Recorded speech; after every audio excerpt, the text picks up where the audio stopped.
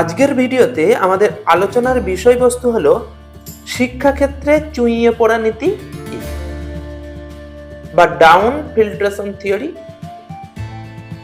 Lord William Bentinck এর আইন সচিব টমাস ব্যাবিংটন মেকলে 1835 সালে ভারতে পাশ্চাত্য শিক্ষার প্রসারের দাবি জানিয়ে একটি প্রস্তাব দেন, যা মেকলে মিনিটস নামে পরিচিত।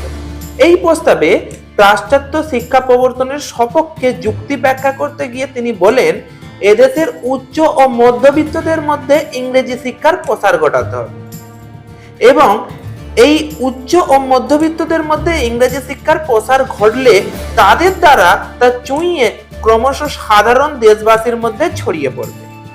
ইংরেজি শিক্ষার প্রসারের উদ্দেশ্যে মেকলের দেয়া এই নীতি চুইয়ে পড়া নীতি নামে পরিচিত।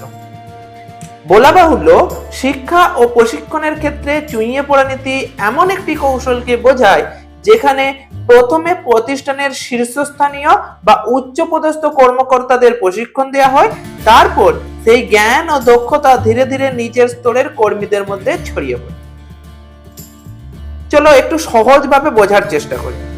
ধরুন, একটি কোম্পানিতে একসাথে 1000 কর্মীকে প্রশিক্ষণ দেওয়া খুব ব্যয়বহুল। তাই কোম্পানি প্রথমে কয়েকজন ম্যানেজার বা উচ্চপদস্থ কর্মকর্তাকে বিশেষ প্রশিক্ষণ দেয়। এরপর সেই কর্মকর্তারাই বাকি কর্মীদের শেখান বা মেন্টরিং করেন। এর ফলে ঊর্ধ্বতনরা যা শেখেন তা ধাপে ধাপে নিচের কর্মীদের মধ্যে ছড়িয়ে দেন, যার ফলে সব কর্মীর পিছনে আলাদা আলাদা বাজেট না খরচ করে অল্প কয়েকজনের উপর বিনিয়োগ করেই সর্বোচ্চ ফল পাওয়া সম্ভবপর হয়ে ওঠে। সংক্ষেপে বলা যায়, চুইয়ে পড়া নীতি হলো এমন একটি কৌশল যেখানে উপরের স্তরের উন্নতি ধীরে ধীরে নিচের স্তরের উন্নতির পথ তৈরি করে।